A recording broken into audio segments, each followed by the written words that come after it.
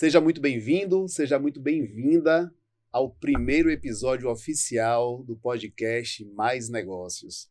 Como eu disse nas minhas redes sociais, o podcast que era Lécio Mascarenhas agora se chama Mais Negócios, porque vem mais pessoas para ajudar você a desenvolver o seu negócio. E nesse episódio vamos falar de indústrias, de todos os tipos e de todos os portes. E para falar sobre isso, estou trazendo aqui um dos maiores especialistas em indústrias da Bahia, meu convidado, senhor Edson Nogueira. Edson, muito obrigado por estar aqui com a gente.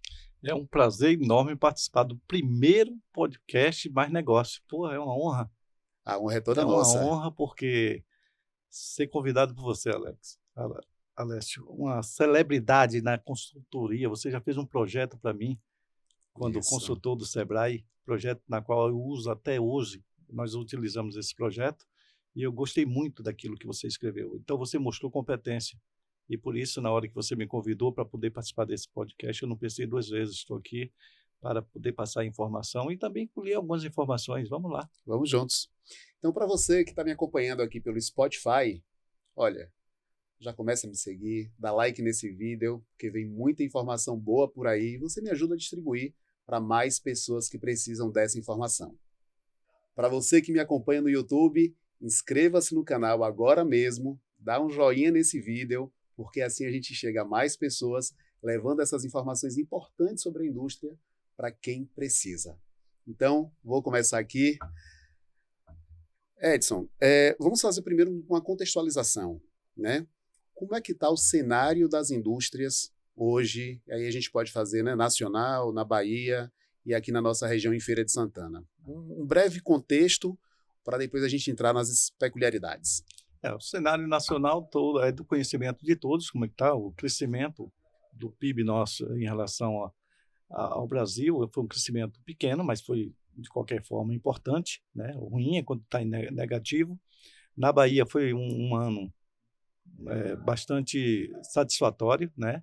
E Feira de Santana, como eu falei no início, é um ponto fora da curva. Feira de Santana é uma cidade que cresce independente de posições políticas, de incentivos governamentais. Feira de Santana, ela tem um entroncamento rodoviário mais importante do norte e nordeste do país.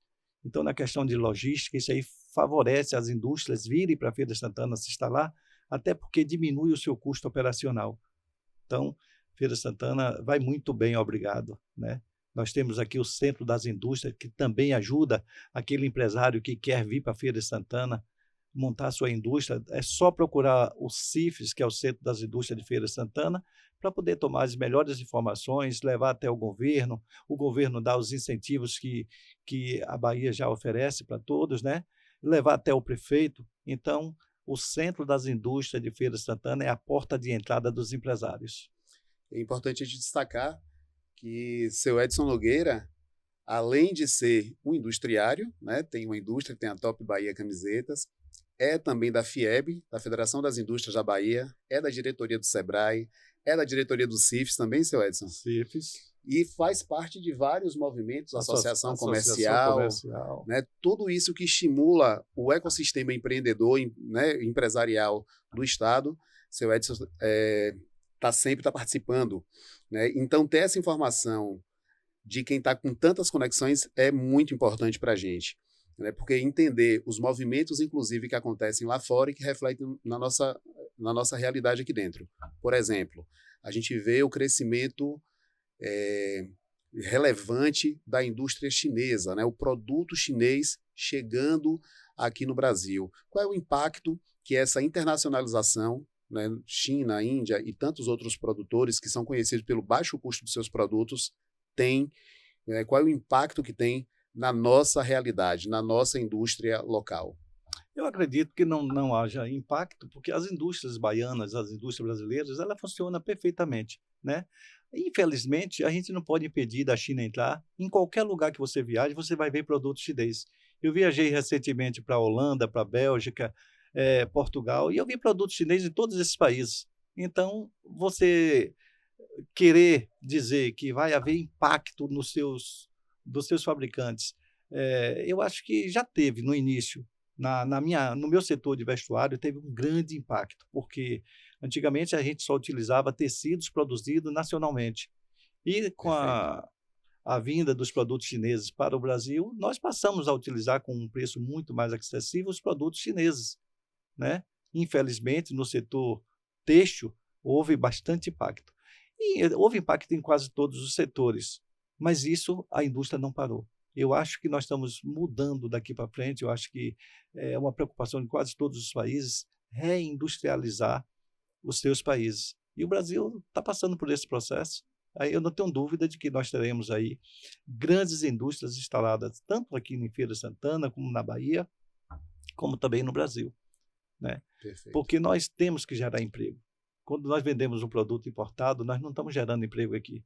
Quando nós produzimos aqui, nós geramos emprego aqui. Isso é muito importante, a gente gerar mão de obra, né? Hoje nós estamos tendo um problema sério de qualificação.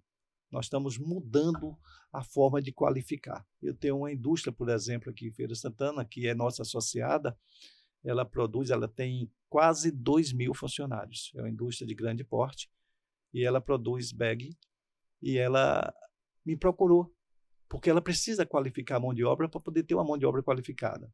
E eu tive a ideia de dizer a ela, vamos ver se a gente cria um modelo novo de qualificação.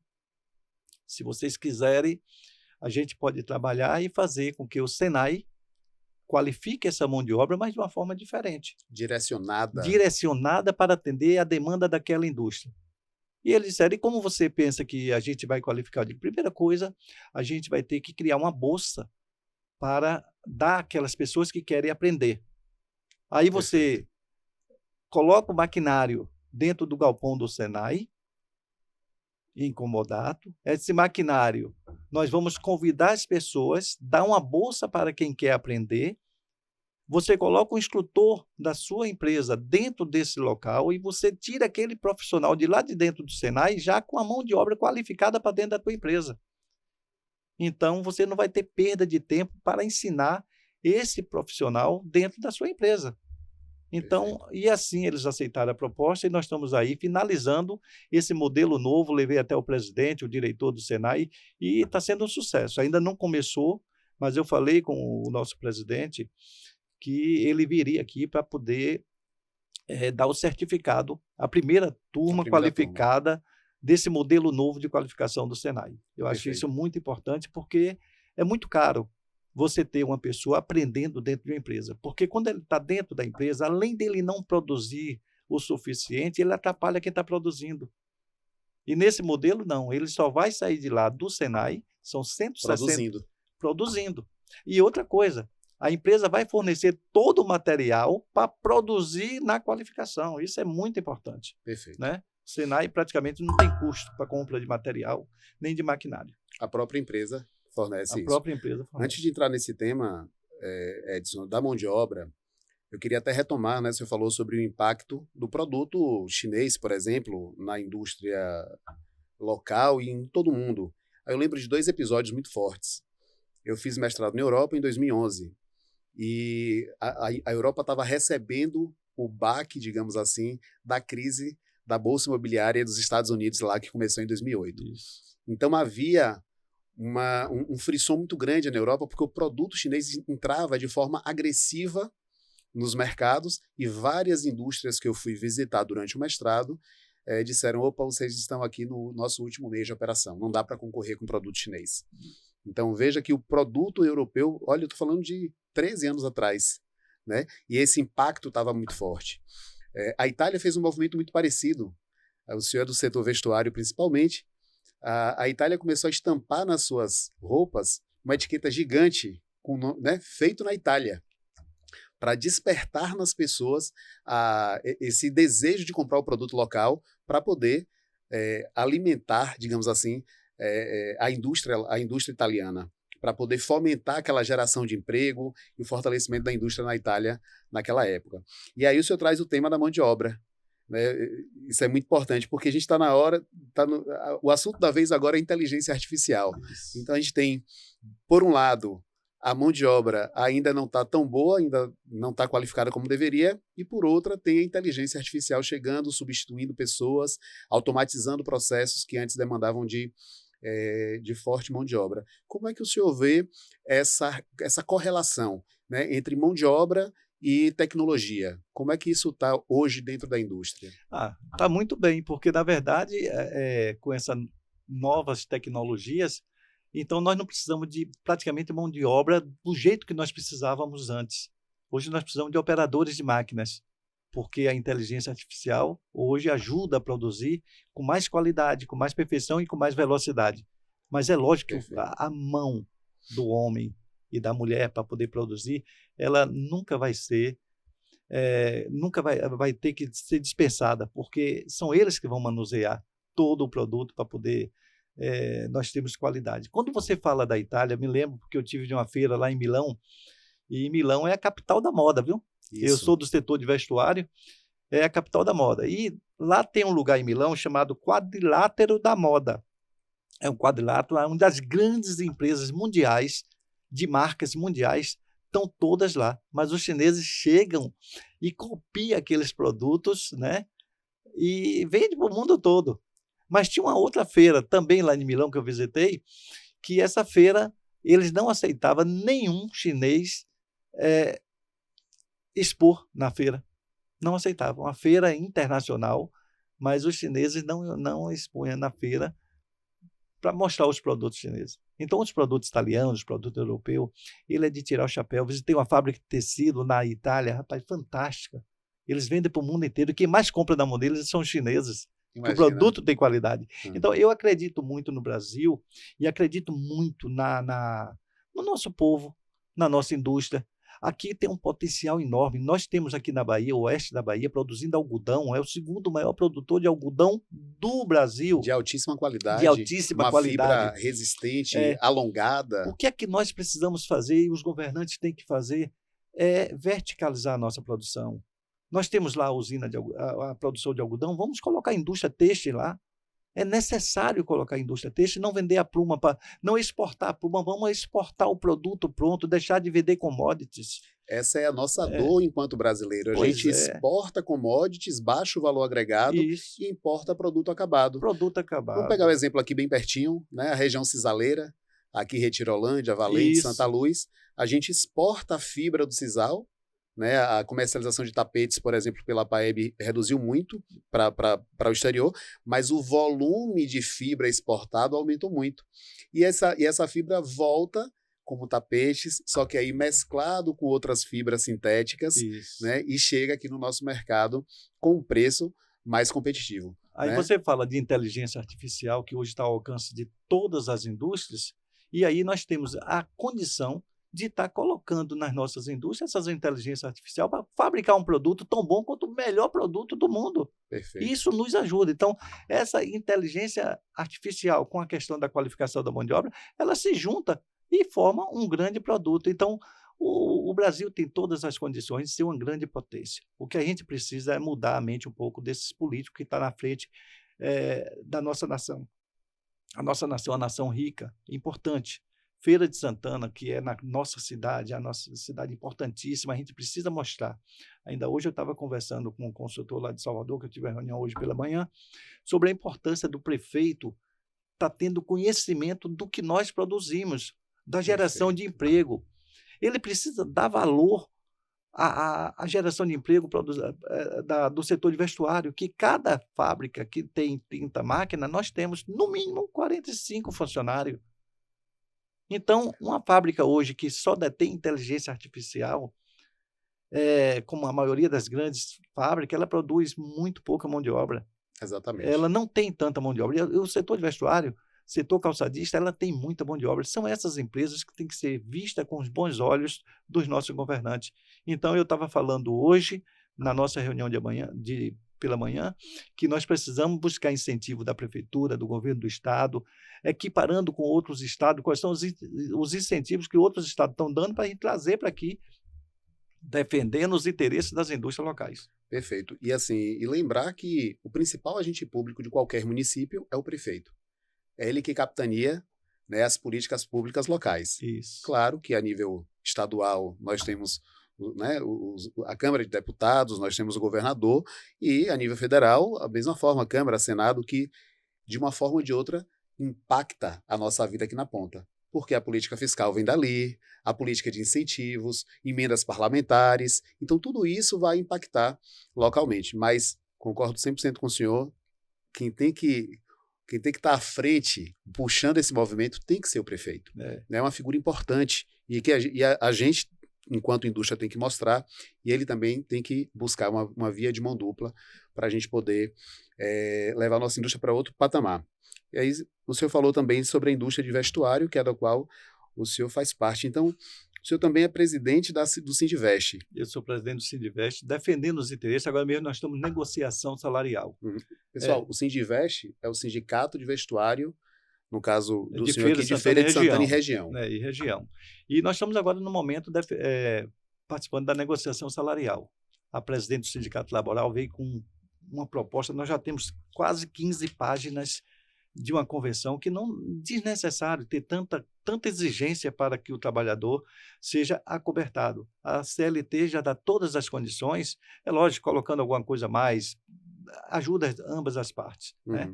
Mas quando você exige muito, termina afugentando as empresas. Nós precisamos facilitar e gerar mão de obra para que o setor cresça.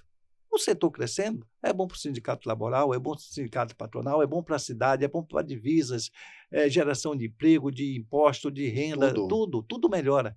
Então, eu acho que a gente tem que entrar no consenso, e eu sempre gostei de negociar, mostrando para nosso sindicato laboral que o mais importante é a existência das empresas. Perfeito. É o mais importante. Nós tínhamos uma grande empresa aqui, chamada Yazaki, que o Sindicato Laboral começou a perseguir essa empresa, gerava 1.600 empregos direto, e ela foi obrigada a sair de Feira de Santana por conta da exigência do Sindicato Risco Laboral. legal muito elevado. Isso. Né?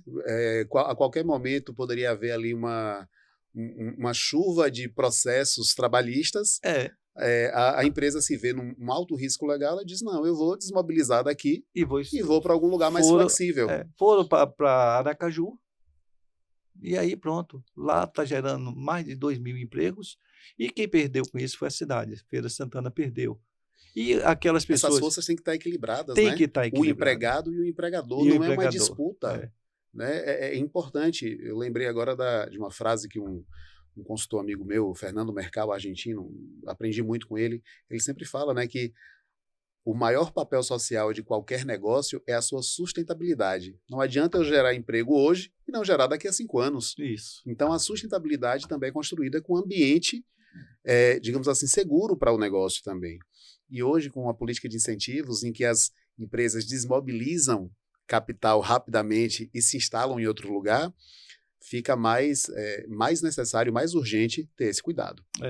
Esse equilíbrio é fundamental para que a gente permaneça com nossas indústrias crescendo, né, e gerando os resultados desejados, tanto para o município, como para o Estado, como para as empresas. Eu acho que isso é muito importante. Respeitando, né? O arcabouço legal, a CLT, está tudo ali. Então, não apertar muito, porque também o empregador pode dizer, não, isso aqui não está mais fazendo sentido para mim.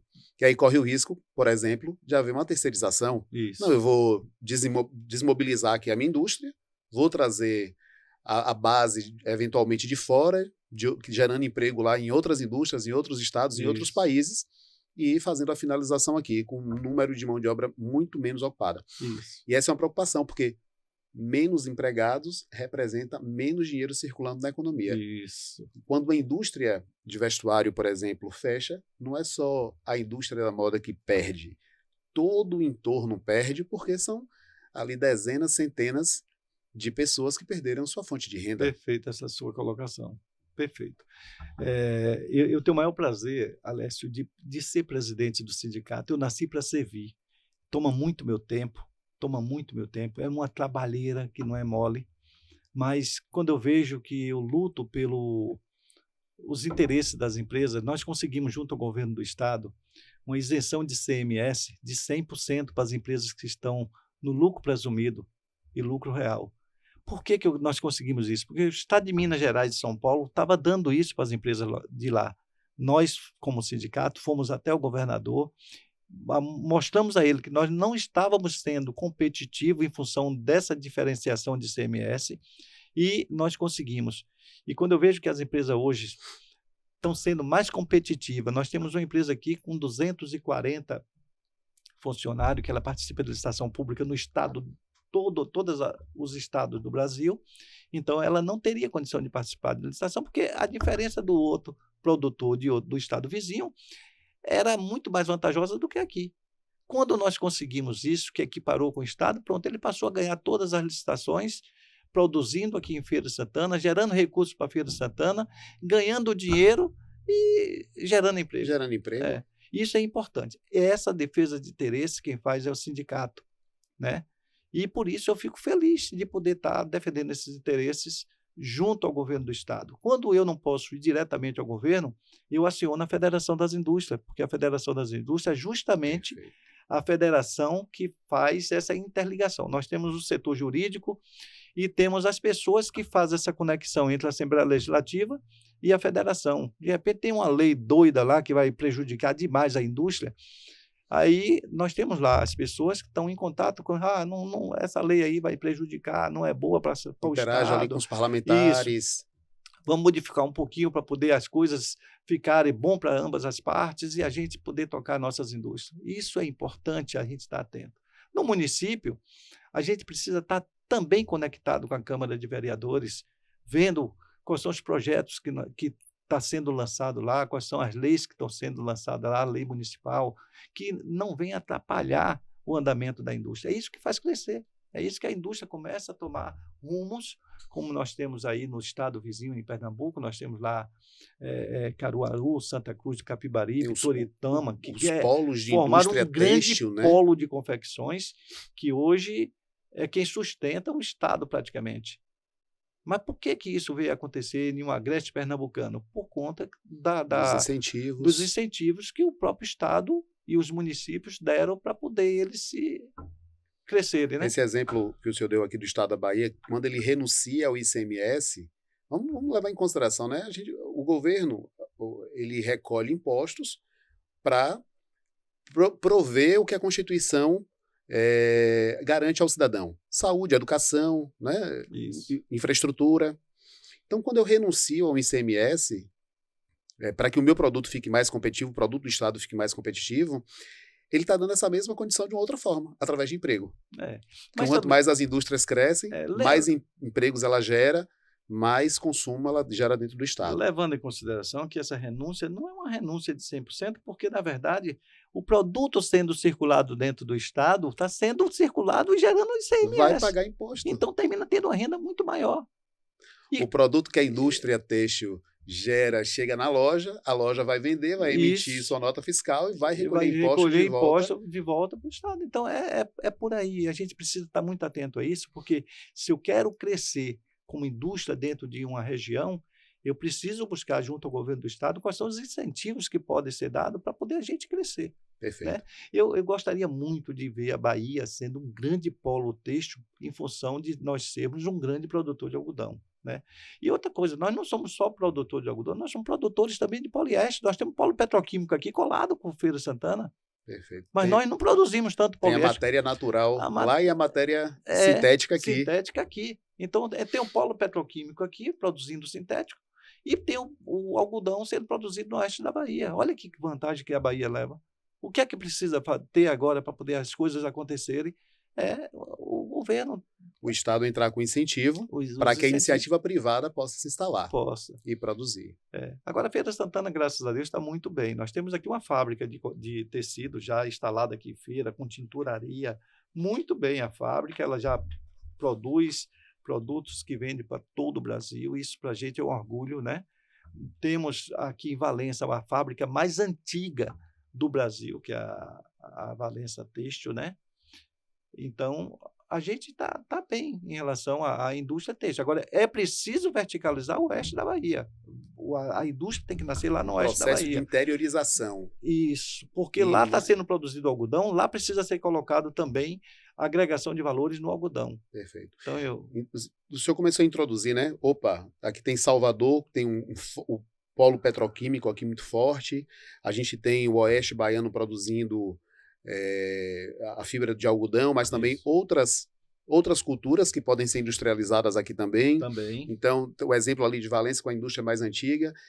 Então, assim, num cenário geral, como é que está distribuída essas indústrias dentro do estado da Bahia? Tem alguns outros polos, mesmo que mais tímidos? Como é que isso está aqui dentro do estado? Nós temos lá no oeste da Bahia, em Urandi, é uma indústria têxtil até de grande porte, mas é insignificante para o potencial de produção do estado. É insignificante. Nós precisaríamos, quando você olha o estado de Santa Catarina, aí a gente faz uma comparação. Santa Catarina e Bahia, Santa Catarina não produz uma grama de algodão, mas as maiores indústrias de tecido estão lá em Santa Catarina. Aqui, para você abrir uma indústria de tecido com essa questão ambiental, fazer uma tinturaria aqui é a coisa mais difícil do mundo. É muito complicado. Lá em Santa Catarina, toda indústria que você vai tem uma tinturaria. E não tem dificuldade, o Estado ajuda as coisas a acontecerem. É isso que precisa ser feito aqui na Bahia para que a gente possa trazer a indústria aqui para agregar valores às plumas que nós produzimos aqui. Então, eu acho que a Bahia poderia crescer muito, mas o governo do Estado tem que ter um olhar diferenciado nessa questão ambiental, na questão de incentivos, para que a gente possa crescer. Fazer com que o segundo estado produtor de algodão seja o primeiro em produção de tecido. Perfeito. E Edson, falamos aqui do governo do estado, né? E o que é que os prefeitos, o que é que os municípios, a gente pode falar de Feira de Santana e pode falar de qualquer outro município, o que é que os prefeitos, as prefeituras podem fazer para estimular esse ambiente industrial? Eu acho que o prefeito pode fazer muita coisa, né? Primeiro, aquilo que ele não pode fazer pela questão da legislação municipal, ele pode buscar junto ao governo do estado ajudas e dizer, eu quero no meu município que seja feito isso, isso e isso. Vamos ver o que é que pode ser feito para que a gente possa trazer a indústria. Outra coisa que eu falo sempre, eu fiz parte da interiorização da Federação das Indústrias e eu olhava muita cidade com vocações. As vocações industriais. Às vezes um interiorzinho desse quer levar indústria, quer trazer indústria de fora e tem uma vocação industrial dentro da cidade que não é explorada. Então, você, de repente, explora essa vocação industrial que a cidade tem. A exemplo, vou te dar um exemplo aqui, Ipirá, por exemplo. Ipirá tem uma vocação muito grande voltada para o couro. Né? Então, lá produz muito. Tem um povoado lá chamado Malhador. Que produz muita coisa de couro. Pega um povoado. Ali Tucano tem Tracupá. Essas vocações é preciso ser vista diferenciada do que acontece hoje. Ali pode nascer grandes indústrias. Depende só do nosso estado, dos gestores, porque essas vocações fica barato. Você, com o próprio povo da cidade, com essas vocações que tem, com o conhecimento, aquilo que o Sebrae leva de informação, de consultoria, para que as pessoas saibam. Então, hoje não tem nada escondido. Antigamente, você tinha uma indústria, você tinha aquela coisa que você não mostrava, o segredo industrial muito forte. Né? Hoje não existe mais o segredo industrial para esse tipo de indústria. Então, o básico é disponível. E com um chat GPT da vida você consegue as informações básicas para qualquer coisa. Então, o que é que precisa, Alessio, é pegar essas pessoas que estão vocacionadas a produzir e dizer assim, olha, você vai ter todas as condições daqui para frente para poder criar indústria de grande porte para vender para o Brasil. E quando eu olho para a Bahia, Edson, e aí minha experiência toda com as cooperativas, que nós conversávamos aqui um pouquinho antes do podcast, eu percebo que a Bahia está desperdiçando uma grande oportunidade, que é de fomentar a agroindústria.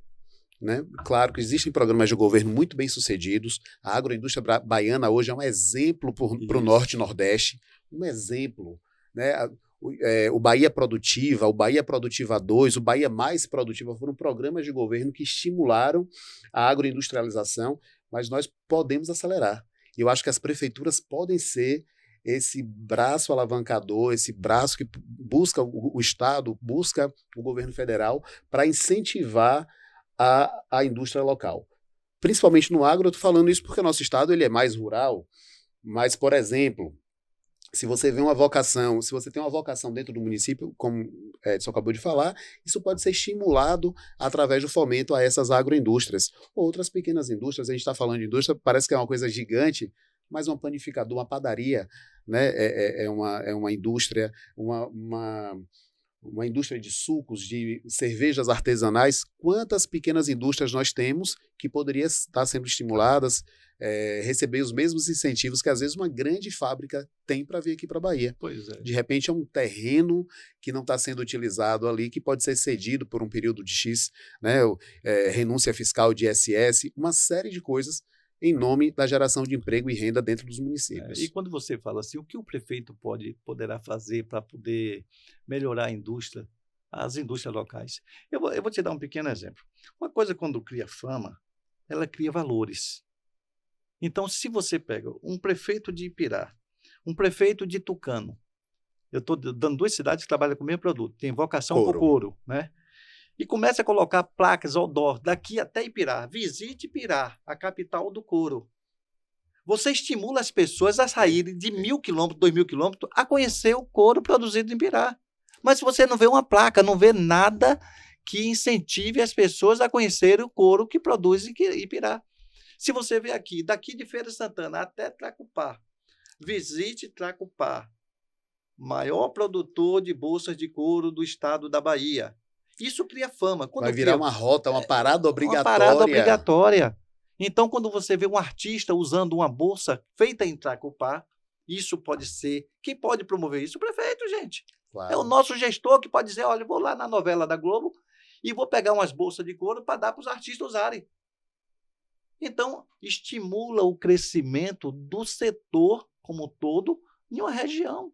Então, essa é movimentar a vocação. Uma licitação pública pode ter um termo, se isso aprovado, claro, na legislação, para privilegiar a produção local. Isso. Né? Olha, como acontece hoje com a alimentação escolar. A alimentação escolar hoje, predominante, 30% dela obrigatoriamente tem que vir da agricultura familiar. Isso. Né? Então, você pode criar uma política de incentivo para que o produto local também seja consumido. Isso. Então, são atos que estão ali na mão do município ou do estado que podem impactar diretamente a produção industrial do estado, do município. Em agosto vai haver uma feira em Salvador. Essa feira foi criada por mim aqui em Feira da Indústria. Nós criamos essa feira para mostrar o potencial da indústria feirense. Que às vezes a gente não sabe. A gente não conhece sabe. Os produtos. Essa feira foi um sucesso. Teve a primeira edição, segunda edição, o presidente da federação esteve aqui, gostou muito. E está fazendo agora em Salvador. O nome dela mudou. É a Feira da Indústria, mas vai se chamar de Index. Ela acontecerá em agosto de 2025, a primeira edição. É uma feira que vai ocupar todo o centro de convenções de Salvador. E aí é a hora dos prefeitos do estado da Bahia, todos, mostrarem seus potenciais, levando aquilo que é produzido para essa feira. Perfeito. A Bahia precisa mostrar o que produz. Porque o Brasil vai estar no centro de convenções vendo os produtos baianos. Né? Mas a gente tem coisas produzidas dentro do estado da Bahia que nem os baianos conhecem. É verdade. É preciso levar para lá. Nós produzimos joias, nós produzimos bolsas, nós produzimos carteiras, nós produzimos tudo. E a gente não conhece. Eu fiquei muito surpreso com a Feira da Indústria aqui de Feira de Santana, porque quando eu vi lá os produtos que são produzidos em Feira de Santana, eu fiquei encantado, eu não sabia a diversidade de produtos que são produzidos aqui em Feira de Santana. Indústria de papel, muita caixas de papelão, embalagens, indústria de panelas, indústria de bebidas, né? Aqui tem 4 ou 5 marcas de kombucha, uma variedade enorme, então, biscoitos, enfim, uma infinidade de produtos. Eu acho que esse momento da Feira da Indústria, que vai ser realizada em agosto em Salvador, é preciso que chame a atenção dos prefeitos de todo o estado para que veja o que a cidade dele produz para colocar um estandezinho nessa feira. Perfeito. É muito importante. Tem muita produção de vinho de grande qualidade dentro do estado, que eu tenho certeza que vai ocupar um espaçozinho lá na Feira da Indústria. Que antes ficava localizado ali no Vale do São Francisco, né, ali isolado em Juazeiro, mas que hoje podemos chegar ali em Morro do Chapéu, vamos encontrar 4 ou 5 vinícolas muito boas. Muito boas. Né, produzindo vinho da melhor qualidade, vinho baiano. E vinho baiano, totalmente fabricado aqui na Bahia, com plantio de uva aqui, com toda a produção feita aqui na Bahia. Produção feita aqui. Então, eu acho importante você estar atento a isso aí. Então, explorar a vocação industrial local é um dos fatores mais importantes para o desenvolvimento local. Peguei o insight aqui, ó. Primeiro, o que é que os prefeitos podem fazer? Primeira coisa, palavras de seu Edson, que é um especialista. Valorizar o produto local com atitudes que às vezes é econômica. Quanto custa 10 outdoors, né? Isso. Para poder sinalizar que aquela cidade ali tem uma vocação para o couro ou para o tecido. Isso. Levar para as vitrines. Uma feira como a Index e outras feiras que acontecem, feiras promovidas pelo Sebrae, a FEBAFES, né, para as indústrias, para as agroindústrias, levar para esses cenários, ter essa mão mais forte no marketing. Precisamos levar para a novela? Vamos levar para a novela, vamos pagar. Né? Eu lembro, recentemente, o Sicoob colocou nas novelas, né, o cooperativismo de crédito, que antes era uma coisa tão escondida, mas que agora está lá forte na novela das 8, virou assunto da vez. Então, a indústria também pode ser levada para esse patamar. E aí eu lembro de um evento, de uma série de eventos que valoriza essa indústria local lá na Serra Gaúcha.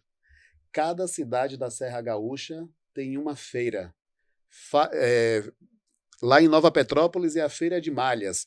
Então, é uma semana com as indústrias de malhas ali expondo seus produtos. É a Fest Uva. Então, todas as vinícolas ali da região, em Caxias do Sul, expondo. A Festa do Kiwi, numa determinada cidade. Então, cada cidade ali cria uma feira, uma vitrine, primeiro, para atrair o turista, que traz o dinheiro de fora para gastar dentro do município, para conhecer, consumir o produto da indústria local e deixar o dinheiro na economia.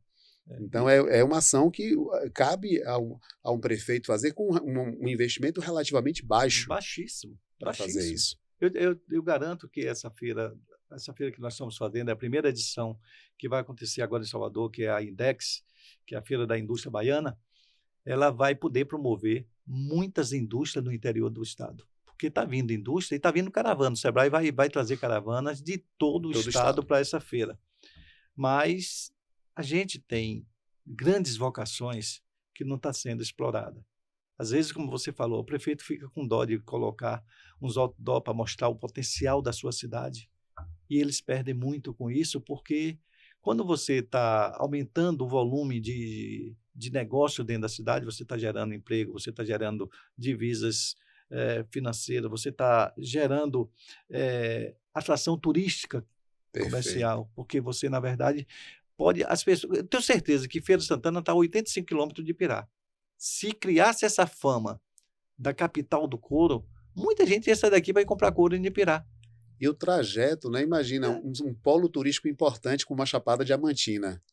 Se eu sei que no meio do caminho tem ali um polo de produção de couro, eu já vou colocar na minha programação. Não, eu vou passar por Ipirá. Isso. Fazer as comprinhas, comprar bolsa, comprar sapatos. Então, isso ser ativado é Mas tem que importante. ser estimulado. Tem que ser estimulado. E quem estimula isso é o gestor municipal. Perfeito. Né? Eu acho que a gente tem que trabalhar sempre essa questão. Do ponto de vista, Edson, assim, da pequena indústria, né? Eu queria tocar nesse ponto. Vivemos muito isso no Sebrae, né? A micro e pequena indústria. E aí eu quero trazer aqui uma constatação e o senhor me diz se eu estou certo, errado, se está mudando. Queria a opinião do senhor sobre isso. Um dos grandes desafios da pequena e média indústria é que às vezes ela nasce de um movimento ali familiar, nasce uma pequena indústria familiar e ela começa a ganhar corpo, a crescer, só que ela cresce desorganizada. Então, alguns empresários não estão atentos à sua produtividade, à modernização das máquinas, à necessidade de ter um faturamento fiscal para que ele possa acessar melhores linhas de crédito. O financeiro é bastante desorganizado. Eu vivo o financeiro hoje das empresas, é a minha especialidade na consultoria e o que eu mais faço hoje. E, infelizmente, algumas empresas nem sabem se dão lucro, se dão prejuízo e de quanto está dando. E se for apurar na ponta da caneta, as contas ali misturadas do empresário do empreendimento, enfim. Então, é difícil uma empresa crescer, prosperar, sem esses controles básicos, né? Então, isso é uma realidade mesmo na indústria, ou as coisas estão mudando e eu perdi o bonde? Não, eu vou te falar uma coisa que pode até contrariar você e todos os consultores. Uhum. Eu vejo até como necessidade das empresas que estão começando, porque eles começam sem capital, sem crédito. Olha só, sem capital e sem crédito. Ninguém vai dar crédito a quem não tem condição de pagar. Raça. Eles começam com a cara e a coragem. Na raça. E com dinheiro que tomou emprestado de alguma pessoa. Então, o que é que acontece com isso quando você fala que são desorganizadas? Eles não têm condição de se organizarem, porque na hora de se organizar tem custo. Tem custo e ele não teria condição de pagar. Ou eles tocam a empresa ou tocam a organização. Agora, vai chegar um determinado momento que eles têm que se organizar, porque senão aí quebra e perde tudo o que fez. Entendeu? Chega num ponto que dali ele não passa. Se dali ele não passa. Então, é necessária a organização depois de um determinado tempo, porque no início, para se organizar, depende de como ele vai começar financeiramente. Porque a maioria das empresas começa sem zero. Não tem condição de se organizar. Eu concordo 100% com o senhor e eu chamo esse momento, esse ponto, de faixa de transição. Isso. É quando sai o empreendedor e entra o empresário. Isso. Porque o empreendedor, ele vai botar o sonho dele para funcionar de qualquer jeito. Exatamente. Ele vai vender o carro, a moto, ele vai hipotecar a casa, mas ele vai começar o negócio. Só que chega num determinado momento que para ele dar um passo maior, um passo mais longo, para vender em certos mercados, que ele vai precisar estar faturando tudo direitinho, com nota fiscal, vai ter que ter controle de custo para ver se pode ampliar ou não sua operação, vai ter que modernizar suas máquinas e aí o crédito vai ser indispensável.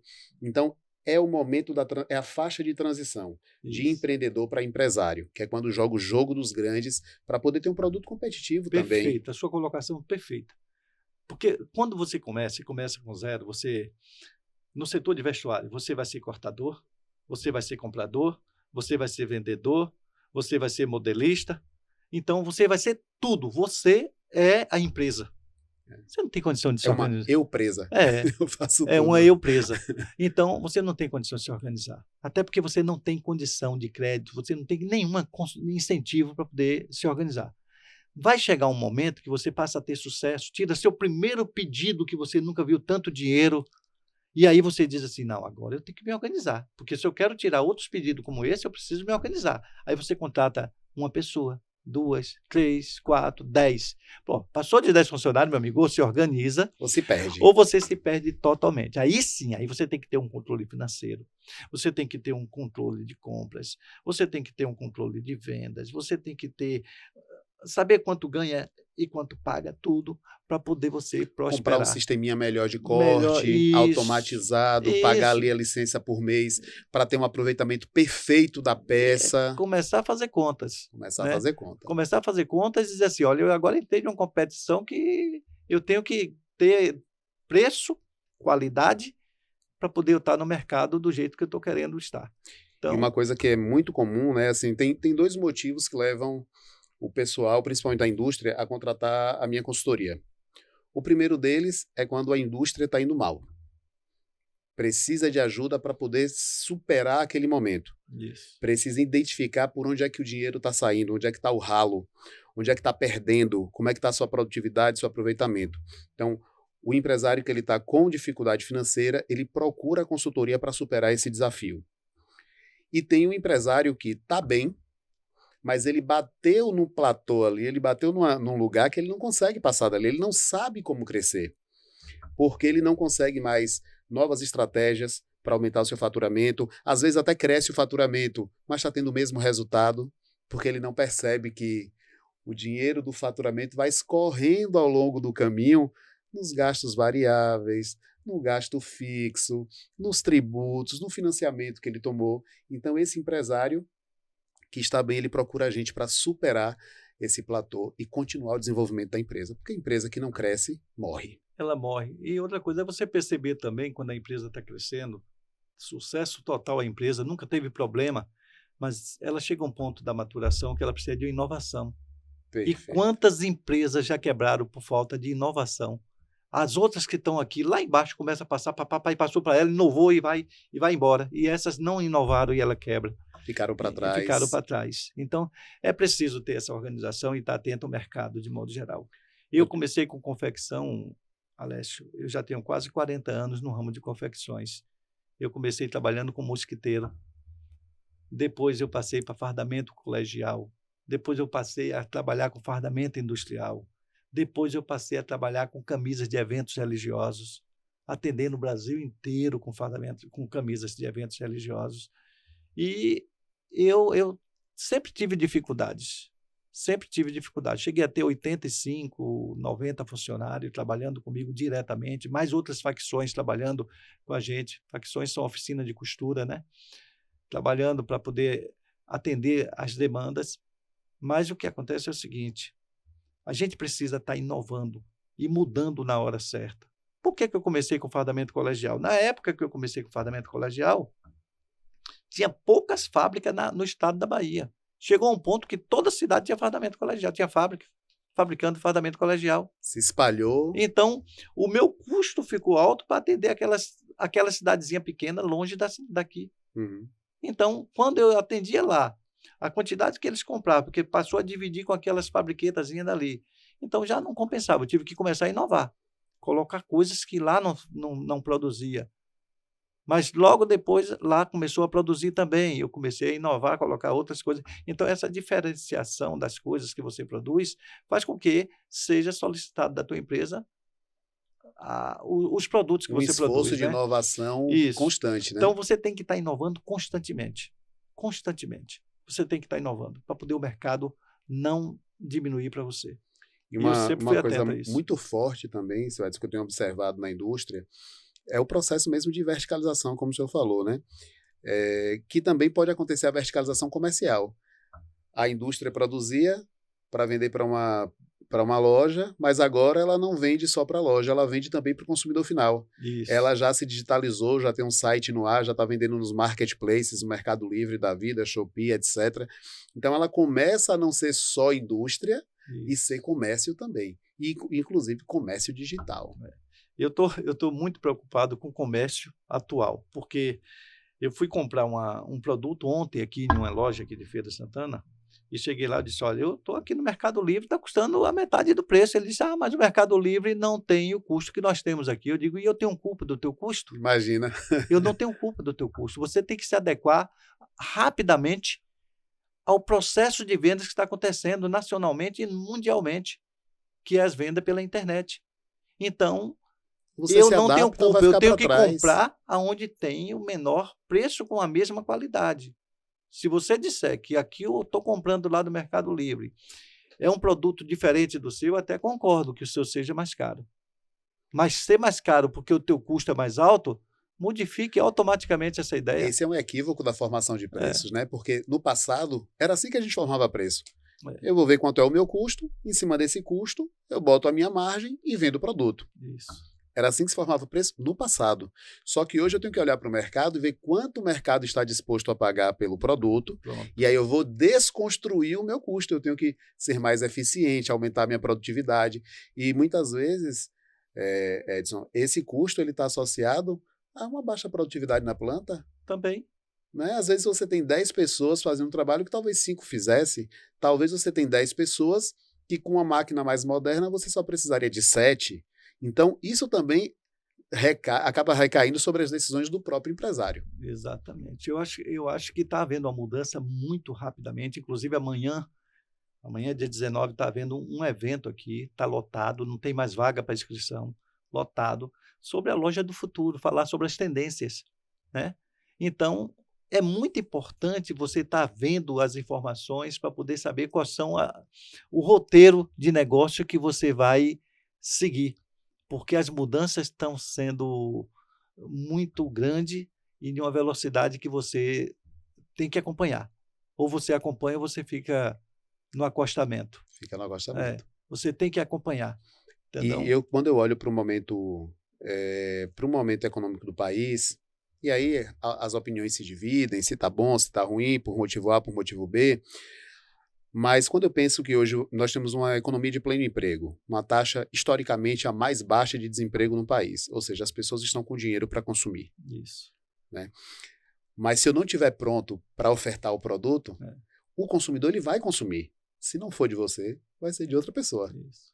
Né? Então, acompanhar essas tendências, se aperfeiçoar para poder atender esse consumidor que está cada vez mais conectado.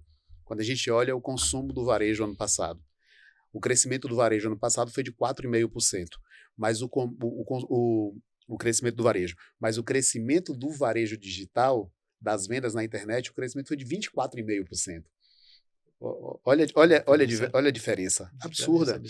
O varejo todo cresce 4,5%. O varejo digital cresce 24,5%. Quem não está digitalizado, ele vai ficar para trás. Essa tendência que eu estou dizendo que você tem que ficar atento. Porque você tem uma loja, está satisfeito com suas vendas, ótimo. Mas olha que tem gente vindo atrás. Está ali com a loja que não tem nem portas abertas, mas está tendo faturamento maior do que o seu. Por quê? Porque ele está em uma tendência diferente da tua. Tu está querendo vender com portas abertas, ele está vendendo via digitalmente, e aí o negócio dele está crescendo muito mais do que o seu. Então, você tem que estar atento, porque hoje o produto, para ser escoado, ele precisa estar mesclado. Portas abertas e digitalmente. Omnichannel, né? Em todos os canais. Em todos os canais. Eu costumo dizer nas redes sociais, nas consultorias, que quem ganha 5, mas poderia estar ganhando 15, na verdade está perdendo 10. Então, muitas pessoas também se acomodaram com uma situação que ela acha que tá ok, tá tudo bem, tá dando lucro, tá valendo, mas ela esquece que tem potencial para gerar muito mais. E aí, quando ela não se aperfeiçoa, quando ela não busca essa melhoria, para ela ser superada é muito rápido. Porque eu gosto muito de olhar para o lucro como a principal fonte de reinvestimento, de gerar melhorias no seu negócio, de comprar aquela máquina nova, mais moderna, contratar as melhores pessoas que tem no mercado.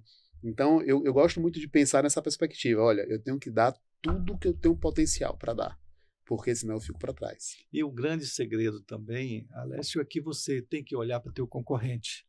Como o teu concorrente está trabalhando melhor do que você, ele vai te expulsar do mercado. Ele vai fazer você sair do mercado. Por quê? Porque ele está pegando teus clientes, porque ele está sendo mais eficiente, ele está entregando com mais velocidade, um produto com maior qualidade. Você achou que estava na zona de conforto. Essa zona de conforto é super prejudicial ao empresário. Porque se você não estiver olhando aos lados, quem está vindo atrás de você, igual um trator, atropelando com qualidade, com eficiência, aí você, quando acordar, é tarde demais. Porque você está muito endividado, porque você não se atentou, tuas vendas diminuíram e você não percebeu que ela estava sendo diminuída, mas tua despesa não diminuiu, porque o número de funcionários permaneceu o mesmo diminuindo o teu faturamento. A inflação eleva teu custo em 10% ao ano, pelo menos. Você não percebeu o teu ponto de equilíbrio, que o teu ponto de equilíbrio ele passou a ser muito maior do que o que deveria ter em função da tua baixa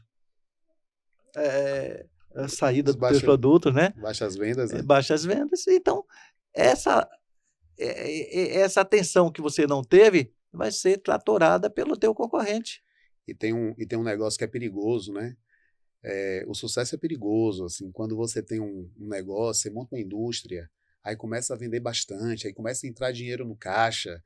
Isso às vezes é perigoso, porque você fica displicente. Está entrando muito dinheiro, você não se atenta aos detalhes, né? Começa a ter pequenas perdas, não identifica porque o fluxo de caixa tá bacana, e isso ao longo do tempo vai te gerar um prejuízo que acumulado vai impactar bastante a operação. E você só vai perceber isso depois. Né? Depois. E na indústria, que é um jogo de centavos, né? É um jogo de centavos. O custo de um produto, às vezes, aqui tem uma indústria plástica muito forte, né? Nessa região aqui. A região toda aqui hoje é um grande polo de indústria de plástico. E ali a gente sabe que é um jogo de centavos, né?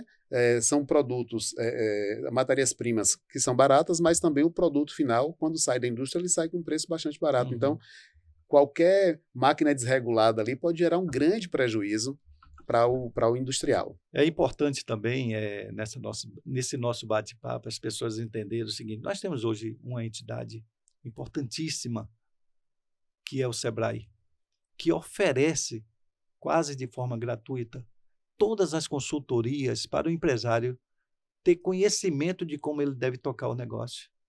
Então, às vezes, as pessoas não aproveitam esse potencial que o Sebrae tem, junto com suas consultorias, para poder chegar ao lado do empresário e dizer: olha, se você caminhar através desse caminho aqui, você vai chegar muito mais rápido nos seus objetivos. O consultor está ali para isso. entendeu? E programas, inclusive, de modernização de indústrias, Isso. né, como Lean Manufacturing, que é feito em parceria com Cimatec, com a Senai. Cimatec. Então, tem uma série de consultorias, de soluções que, se não gratuitas, subsidiadas Subsidiados, pelo Sebrae, que pode fazer uma revolução na indústria. E eu já tive o privilégio de trabalhar em alguns desses projetos, eu sei que o impacto é gigantesco. É gigantesco. E o Sebrae faz isso, rapaz, tem modificado a vida de muitos empresários. Tem Muitas empresas hoje de sucesso passou pelo Sebrae, passou pelo consultor que o Sebrae ofereceu àquela empresa para poder modernizar a sua finança, a sua gestão. E hoje ele pode dizer assim, hoje eu toco minha empresa porque o conhecimento que eu tenho, eu adquiri via Sebrae. Uma mudançazinha de chave. Uma mudançazinha de chave. E uma coisa, assim, triste, né, que a gente pesquisando, né, a pesquisa GEM, né, Global Entrepreneurship Monitor, é feita aqui no Brasil pelo Sebrae, em parceria com o Sebrae, identificou em 2020 que apenas 13% das pessoas que começam um negócio buscam algum tipo de informação. Ou contratam uma consultoria, ou procuram o Sebrae. Agora, olha só, 13% apenas das pessoas que vão abrir um negócio buscaram algum tipo de informação. Talvez isso justifique a alta taxa de mortalidade empresarial no Brasil, que 48% fecham as portas até o 5º ano. Foi feita uma pesquisa agora recentemente pelo Sebrae sobre o CNPJ. Os 100% de CNPJ existentes, apenas 37% estão ativos. É uma taxa de inatividade muito alta. Muito alta.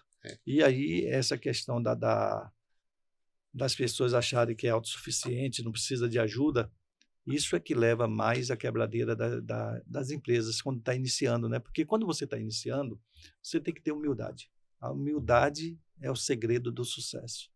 Mesmo que você saiba, mas se você tem a humildade de perguntar e acrescentar o teu conhecimento com aquilo que você adquiriu ali, naquele momento, com certeza a chance de você ter sucesso é muito maior.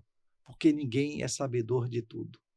Todos nós aprendemos em todos os instantes alguma coisa que possa acrescentar ao nosso conhecimento. Aquela história do 2 cabeças pensam melhor que uma, né? Às vezes é uma pessoa que vai dizer uma vírgula aqui do que você já sabia, mas que você não se atentou. E talvez naquele momento faça muita diferença. Seu Edson, caminhando aqui para o final do nosso bate-papo, eu queria deixar aqui 2 perguntinhas assim que eu acho que são bem importantes, né? Olhar para o futuro da indústria e dizer assim, na sua visão, 2 ou 3 coisas que ajudaria imensamente o progresso da indústria no estado da Bahia. Eu acho que a indústria no estado do Brasil e de forma nacional, a gente tem que copiar o que os chineses fazem, entendeu? O futuro da indústria está com olhar na China, entendeu? É você olhar como o chinês produz e trazer para aqui, para que ele não invada cada vez mais o nosso país. Porque se eles têm condição de produzir lá, nós também temos condição de produzir aqui.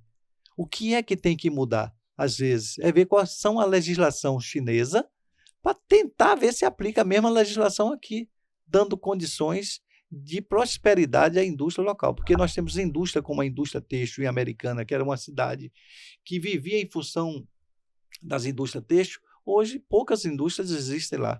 Então, a gente precisa ver o porquê que essas empresas foram fechadas. Essas indústrias foram fechadas. E vamos reindustrializar o nosso Brasil. E eu acho que nada melhor do que você ver exemplos, case. E esses cases, é lógico que parte da China. Não tem outra alternativa. Que, por sinal, investem agora fortemente em tecnologia. Exato. Né? A cada semana surge uma novidade com relação à tecnologia vindo da China. Inclusive superando e derrubando as bolsas nos Estados Unidos em função do alto avanço com a taxa, com um custo, com um investimento muito mais baixo do que o americano. Nós estamos vendo aí agora essa posição dos Estados Unidos aí em taxação dos produtos importados. O que é que o presidente dos Estados Unidos quer? Quer que seja reindustrializado o país dele. Eu não acho que ele está errado, não. Ele está criando barreiras para o produto externo. Exatamente, para o produto produzido dentro do país seja valorizado. Então, eu acho que nós temos que copiar muita coisa dessa natureza para que nós possamos aí crescer com a nossa indústria nacional, não ficar dependendo muito do produto externo. Entendeu? Essa colocação do senhor é muito importante, porque eu lembro da polêmica da taxação da blusinha, né, que ficou muito famoso. Todo mundo reclamando quando o governo falou que ia taxar as compras feitas na China, e todo mundo achou ruim. Eu falei, gente, isso é um absurdo. É claro que tem que taxar o produto que vem de fora para que o nosso produto fique mais competitivo. Então, o consumidor, né, eu vou falar assim, o consumidor em geral, que com pouca informação, ele só está pensando naquela blusinha de R$ 50 que ele comprava na Shein ou em qualquer outra plataforma que vinha da China. Ele está pensando pequeno, ele está pensando no bem-estar dele, mas ele não está pensando no Brasil enquanto nação, na indústria local, na geração de emprego, que às vezes o pai dessa pessoa que está reclamando da taxação da blusinha trabalha na indústria têxtil aqui no Brasil. Exatamente. E está perigando perder o emprego porque não consegue competir com um produto que vem de fora. Essa é a minha visão. Eu acho que nós temos que ver a indústria brasileira renascer. E para renascer, tem que haver taxação. Eu não tenho dúvida que o governo só não pode taxar maquinário. Porque o maquinário vai fazer eu produzir. A gente ainda não produz os maquinários. As máquinas, ferramentas, como chama, né? As ferramentas, né? Então, os produtos taxados, você induz a gente a produzir mais, vender mais. E nós temos 220 milhões de habitantes. Temos um potencial enorme. Grande mercado consumidor. Um mercado consumidor. Nós estamos gerando emprego na China e deixando de produzir aqui.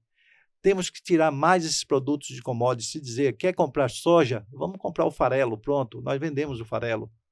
Então, nós somos grandes produtores de soja, vamos agregar valores nos nossos produtos, né? Agora vem um movimento muito forte, que é da produção de biocombustíveis, né? Isso. Processamento de mamona, processamento de outras oleaginosas, que também vai ter uma renovação daquela política de biocombustíveis que foi lançada anos atrás. Mas a indústria, de modo geral, eu acho que ela precisa renascer.